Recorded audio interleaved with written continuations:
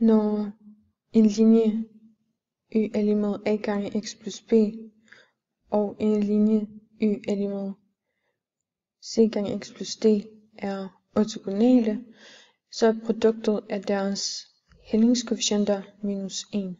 Det vil sige, at a gange x er lige med minus 1. Så man har en lodret linje, der er a gange x plus b, og en vandret linje, der svarer til c gange x plus d. Og de står vinkelret på hinanden.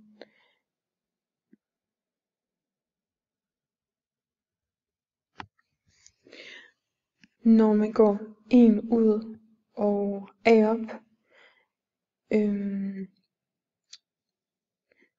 så får man en retvinklet trekant her.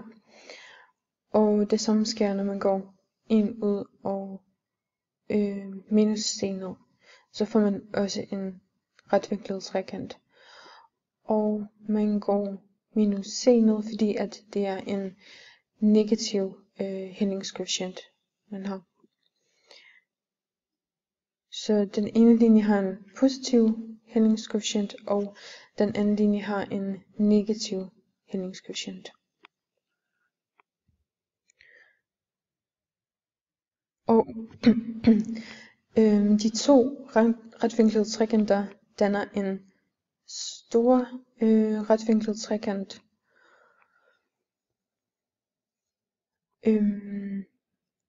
Ja.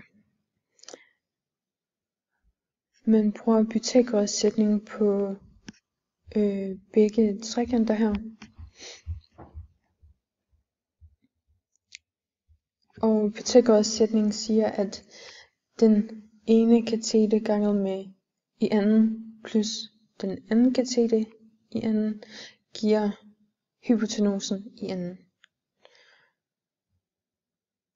Så i den øverste trekant tager man 1 i anden plus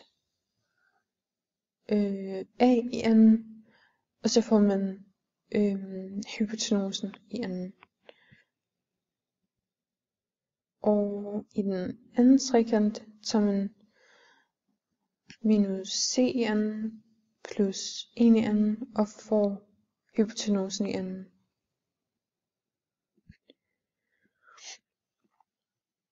Og hvis man regner på det, så får man at 1 i anden giver 1 i begge trekanter, og at minus c i anden giver c i anden.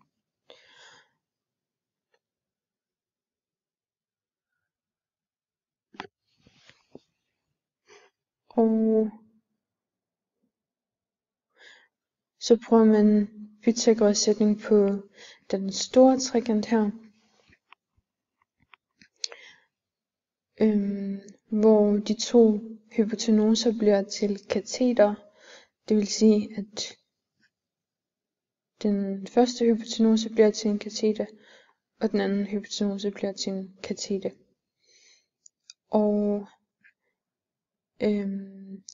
hypotenusen i den store trekant bliver til a plus minus c i anden.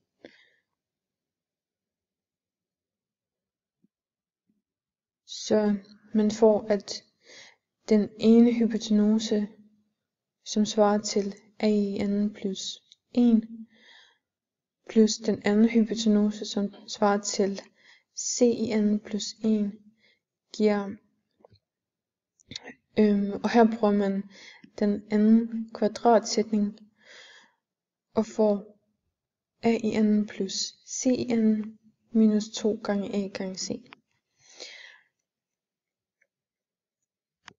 Så reducerer man a på begge sider og c på begge sider, og får 1 plus 1 er lige med minus 2 gange a gange c.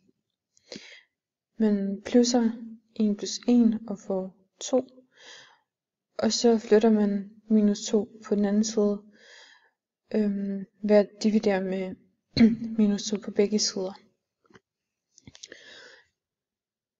Og så har man bevist, at den ene hældningskoefficient ganget med den anden hældningskoefficient giver minus 1.